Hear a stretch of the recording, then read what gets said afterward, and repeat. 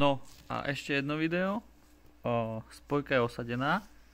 A teraz to robí takúto vec. Je tam zaradená jednotka. A je tu takáto vôľa. A takáto búcha. Hej, čiže už to chce potočiť motorom. Neviem, či toto je normálny jav, alebo by to malo byť napevno. Neutrál. Dvojka.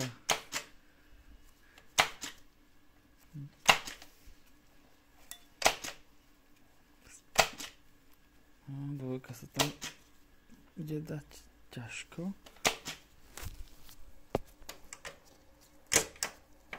Tak, teraz je tam dvojka. No a to bude asi robiť na všetkých rýchlostiach. Neviem, čo na to povedať, či to je normálne, či by tam nemala byť tá vôľa.